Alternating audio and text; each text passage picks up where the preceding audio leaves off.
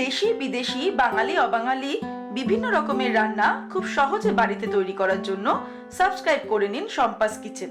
আর আমার সমস্ত রান্নার আপডেট সবার আগে পাওয়ার জন্য বেল নোটিফিকেশনটা ক্লিক করতে ভুলবেন না।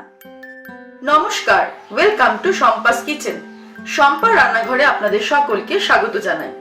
আজকে আমি তৈরি করব আমাদের সবার প্রিয় মাটন কষা। আমার রেসিপিটা ভালো লাগলে অবশ্যই রেসিপিটাকে লাইক করুন, শেয়ার করুন।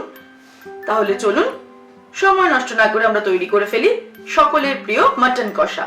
মাটন কষা তৈরি করার জন্য আমাদের যে উপকরণগুলি লাগবে সেগুলি হলো, আমি এখানে মাটন নিয়েছি 600 গ্রাম, ভালো করে ধুয়ে রেখেছি।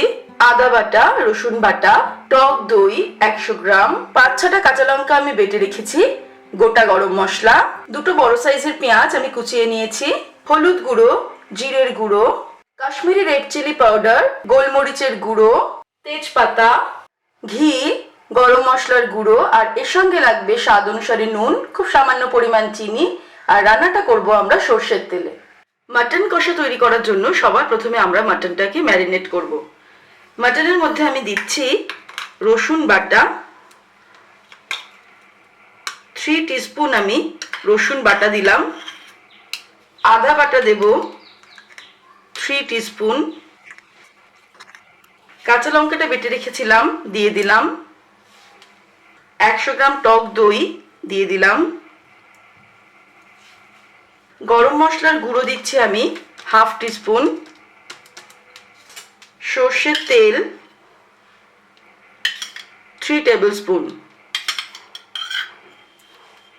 হাত দিয়ে খুব ভালো করে মশলাগুলো মাংসের সঙ্গে মিশিয়ে নেব।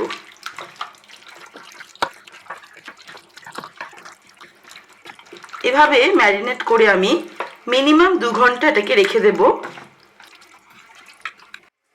কড়াই গরম করে প্রথমে আমি কড়াইতে 4 টেবিল স্পুন মতো সর্ষের তেল দিয়েছি। এর মধ্যে ফোড়ন দেব গোটা গরম মশলা।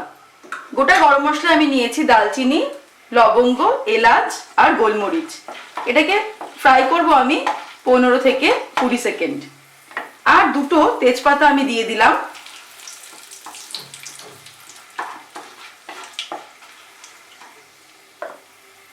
কুচানো পেঁয়াজটা প্রথমে আমি ভেজে নেব।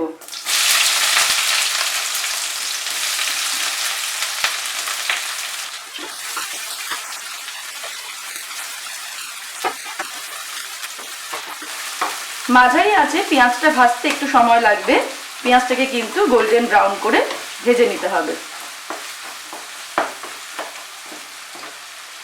3-4 মিনিট সময় লাগলো পেঁয়াজটা ফ্রাই করতে। এবারে আমি ম্যারিনেট করে রাখা মাটনটা এর মধ্যে দিয়ে দিলাম।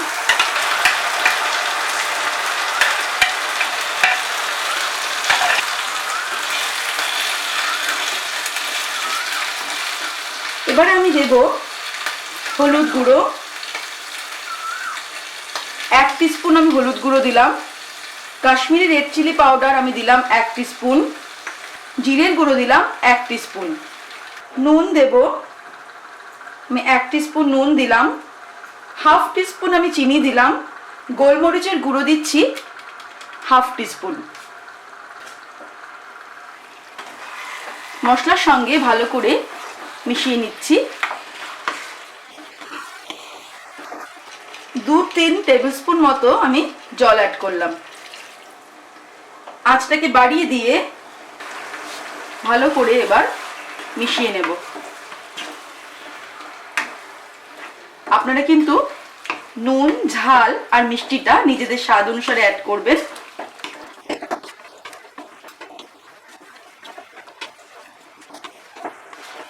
ভালো করে মশলাটা মেশানো হয়ে গেছে।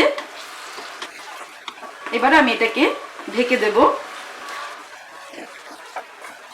আঁচটাকে মাঝারি রেখে 10 মিনিটের জন্য আমি ঢেকে দিলাম। 5 মিনিট অন্তর কিন্তু একবার করে আমি একটু নেড়ে দেব। 10 মিনিট হয়ে গেছে, আমি দুবার মাঝখানে নেড়ে দিয়েছি। এবারে আমি ফ্লেমটাকে বাড়িয়ে নিয়ে এটাকে কিন্তু কষাবো। আর কিছুক্ষণ পরপরই আমাকে নাড়তে হবে, কারণ খেয়াল রাখতে হবে যাতে নিচে কোনো মতেই লেগে না যায়।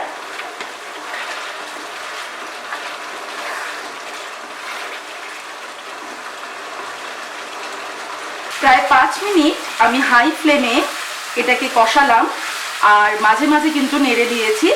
1 মিনিট অন্তর অন্তর আমি এটাকে নেড়েছি। এবারে আমি ওভেনটাকে অফ করে দিচ্ছি। আমাদের কষানোটা কমপ্লিট হয়ে গেছে। এটাকে এবার আমরা একটা প্রেসার কুকারে নিয়ে নেব। মাটনটা কষানোর পর আমি প্রেসার কুকারে নিয়ে নিয়েছি। এর মধ্যে আমি 1/2 কাপেরও কম আমি জল অ্যাড করেছি। আপনাদের প্রেসার কুকারটা যদি ননস্টিকের হয় তাহলে সেক্ষেত্রে জল অ্যাড করার দরকার পড়বে না, কিন্তু যেহেতু আমারটা অ্যালুমিনিয়ামের, তাই নিচে লেগে যাওয়ার একটা সম্ভাবনা থাকে, তাই আমি 1/2 কাপেরও কম কিন্তু জল অ্যাড করেছি। এবারে আমি ঢাকনাটা বন্ধ করে দিয়ে 4টে সিটি দেব।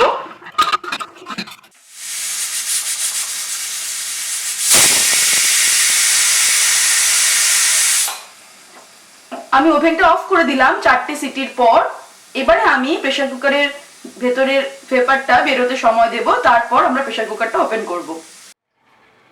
প্রেসার কুকারটা খোলার পরে এবার আমি ফিনিশিং টাচ হিসেবে 1 টিস্পুন ঘি এর মধ্যে অ্যাড করে দিলাম, আর আরো 1/2 টিস্পুন মতো গরম মশলা অ্যাড করে দিলাম। ভালো করে মিশিয়ে দিয়ে আমি ঢাকনাটা দিয়ে রাখবো 5 মিনিট। তারপর এটাকে গরম গরম সার্ভ করব। তৈরি হয়ে গেছে আমাদের আজকের স্পেশাল রেসিপি মাটন কষা। আপনারা দেখলেন আমি কিভাবে মাটন কষা তৈরি করলাম। আপনারাও এটা বাড়িতে তৈরি করুন, গরম গরম পোলাও অথবা ভাত, রুটি, লুচি, পরোটার সঙ্গে সার্ভ করুন।